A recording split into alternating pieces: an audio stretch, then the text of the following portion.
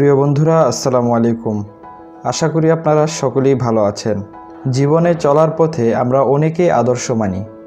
ইচ্ছা, পরিশ্রম, সাধনা, ধৈর্য থাকলে সাফল্য আসবেই।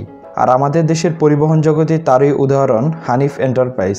আজকাল অনেকেরই মনে প্রশ্ন জাগে, হানিফ এন্টারপ্রাইজ কিভাবে হলেন হাজার বাসের মালিক।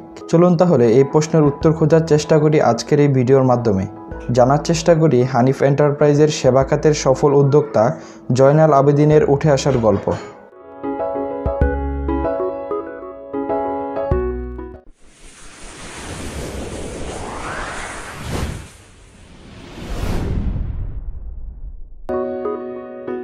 একসময় মাত্র একটি ট্রাক ছিল তার, এখন তিনি একে একে হাজার বাসের মালিক। দেশের বিভিন্ন এলাকার সঙ্গে সেতুবন্ধন তৈরি করে চলছে তার বাসগুলো। এলাকায় তিনি ফাদার অফ ট্রান্সপোর্টেশন হিসেবেই পরিচিত। সংগ্রামী ও সফল এই মানুষটির নাম জয়নাল আবেদিন। হানিফ এন্টারপ্রাইজের স্বপ্নদ্রষ্টা তিনি। জীবনের শুরুটা বেশ বন্ধুর ছিল তার, তবে তা কাটিয়ে উঠতে সক্ষম হন নিরলস শ্রম আর কঠোর অধ্যবসায়ে। তার হাত ধরেই বিকশিত হয়েছে দেশের পরিবহন খাত। গণপরিবহনে তার ভূমিকা শ্রদ্ধার সাথে স্মরণ করে সবাই। এলাকার মানুষ তাকে ডাকেন জয়না মহাজন নামে। জয়নাল আবেদিনের জন্ম ও বেড়ে ওঠা ঢাকার সাভারে। মাত্র একটি ট্রাক নিয়ে পথ চলা শুরু। পরবর্তীতে শুরু কোচ ব্যবসা। গড়ে তোলেন পরিবহন সেবাদানকারী প্রতিষ্ঠান হানিফ এন্টারপ্রাইজ। ছোট ছেলে হানিফের নামেই গড়ে তুলেছিলেন হানিফ এন্টারপ্রাইজ। তারপর আর পিছনে তাকাতে হয়নি। Petrol pump, CNG station, bricks manufacturing, cold storage, পানীয় ও প্রকাশনা ব্যবসায় গড়ে তুলেছেন এই স্বপ্নবাজ মানুষ। পরবর্তীতে যেখানে হাত দিয়েছেন সোনা ফলিয়েছেন সেখানেই। বড় ছেলে আলহাজ কফিল উদ্দিন রাজনীতিবিদ। সাভার উপজেলা বিএনপির সাধারণ সম্পাদক হিসেবে দীর্ঘদিন দায়িত্ব পালন করেছেন। তবে রাজনীতি সম্পর্কে তীব্র নিন্দা অনীহা জয়নাল আবেদিনের। বাবা হাজী মোহাম্মদ আজিমউদ্দিন বিনা প্রতিদ্বন্দ্বিতায় টানা 2 যুগ আমিনবাজার ইউনিয়নের চেয়ারম্যান নির্বাচিত হন। কিন্তু রাজনৈতিক পরিবারে বেড়ে উঠলেও প্রথম থেকেই রাজনীতিকে পাশ কাটিয়ে চলেছেন জয়নাল আবেদিন। সবাই 2 ছেলেকে চিনলেও হানিফ এন্টারপ্রাইজের আসল কারিগর জয়নাল আবেদিন সবসময় গণমাধ্যমকে এড়িয়ে চলেন। তাই তাকে নিয়ে কৌতূহলের শেষ নেই সাধারণ মানুষের।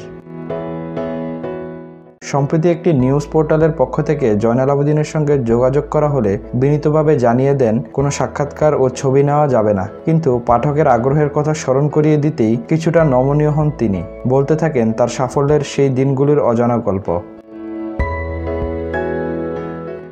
জয়নাল আবেদিন বলেন, আমার জন্ম সাভারের আমিনবাজারের হিজলা গ্রামের এক স্বতন্ত্র মুসলিম ব্যবসায়ী পরিবারে। 5 ভাইয়ের মধ্যে আমি ছিলাম পঞ্চম।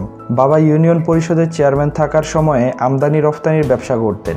বিশেষ করে তিনি ধান, চাল ও চামড়ার সফল ব্যবসায়ী ছিলেন। সেই সুবাদে সমাজের অনেকের গণ্যমান্য ব্যক্তি ও রাজনীতিবিদ আসতেন আমাদের বাড়িতে। সেই সময় আমার বড় ভাই সালাউদ্দিন ডাক্তারি পড়ছিলেন। আমি তখন ভর্তি হই আমিনবাজার মিরপুর মফিদি আল আম জুনিয়র মাদ্রাসায়। সেখান থেকে বাবা আমাকে ভর্তি করেন মিরপুর সিদ্ধান্ত উচ্চ বিদ্যালয়ে। সেই সময় আমি অত্যন্ত দুরন্ত ছিলাম, লেখাপড়ায় মন ছিল না। সারাদিন এখানে ওখানে ঘুরতাম। এরই মধ্যে বাবা বড় ভাইকে বিয়ে দেওয়ার সিদ্ধান্ত নিলেন। মিরপুরের হাজী নুরুল ইসলামের মেয়ে মমতাজ বেগমের সঙ্গে তার বিয়ে ঠিক করলেন। কিন্তু বড় ভাই তখন বিয়েতে রাজি ছিলেন না, তাই আমাকে বসানো হলো সেই বিয়ের পিঁড়িতে। তখন আমার বয়স মাত্র 14 বছর আর মমতাজ বেগমের বয়স ছিল মাত্র 12 বছর। পড়াশোনায় মনোযোগী না হওয়ায় ব্যবসা শুরু করলাম।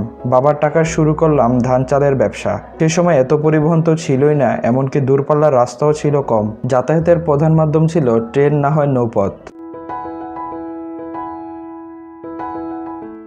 ধান চালের ব্যবসায় কমলাপুর থেকে ট্রেনে সান্তাহার, সেখান থেকে বাসে চেপে নওগাঁ, তারপর টমটমে ধরে মহেদেবপুর, সেখান থেকে পায়ে হেঁটে চলে যেতাম মহিষবাগান নামক জায়গায়। সেখানে মানুষে আমার কাছে 3000 টাকা দেখে অবাক। তারা ভাবছিল এত কম বয়সী ছেলের হাতে এত টাকা। এমনকি আমাকে চাল ব্যবসায়ী মনে করাটাও বোকামি মনে করেছিল অনেকে।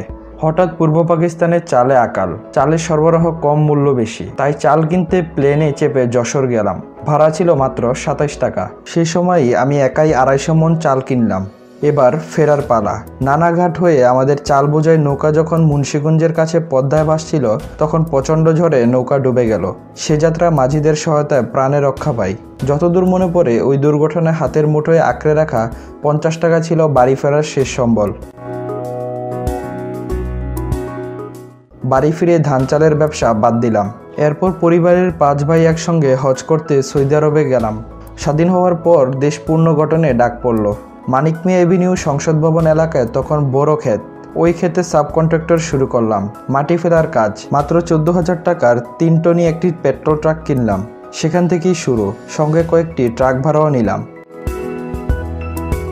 পরে ট্রাকটি বিক্রি করে বেডফোর্ডের 5 টনি ডিজেল ট্রাক কিনলাম। একই সময় কাজ পেলাম ফেনীর মাতামাহুরি নদীর বাঁধ নির্মাণে, সেখানেও সাব কন্ট্রাক্ট। মাটি ফেলার জন্য ঠিকাদার আমাকে অগ্রিম 10 লাখ টাকা দিলেন, তা দিয়ে কিনলাম 2টি হিনো কোচ। ছোট ছেলে হানিফের নামে যাত্রা শুরু করলো হানিফ এন্টারপ্রাইজ। প্রথমে চালু করলাম ঢাকা বগুড়া রুটে, পরবর্তীতে একটি সাফল্য ধরে আরও একটি করে রুট বাড়তে থাকলো। এভাবেই গত 4 দশকের বহরে যুক্ত হয়েছে হাজার বাস। রাজনীতিতে না আসার কারণ জানতে চাইলে জয়নাল আবেদিন বলেন, হয়তো আরও বহুদূর যেতাম। তারপর নিজের আবেগ থামিয়ে সতর্ক হয়ে কথায় ফিরিয়ে আনেন নিজেকে। বর্তমানে হানিফ এন্টারপ্রাইজে প্রায় 50,000 মানুষের কর্মসংস্থান রয়েছে। সততা, বিশ্বস্ততা আর নির্ভরতার প্রতীকের পরিণত হয়েছে জয়নাল আবেদিন। আজ অনেকেই তার 2 ছেলেকে চেনেন, আর এখানেই তার আনন্দ। তো বন্ধুরা, আজকের এই ভিডিও এ পর্যন্তই। ভিডিওটি ভালো লাগলে অবশ্যই আপনার বন্ধু-বান্ধবদের সাথে শেয়ার করবেন। সাথে পরবর্তীতে আমার নতুন ভিডিও দেখতে চ্যানেলটি সাবস্ক্রাইব করে বেল আইকন ক্লিক করে রাখুন। সবাই ভালো থাকুন, সুস্থ থাকুন। আল্লাহ হাফেজ।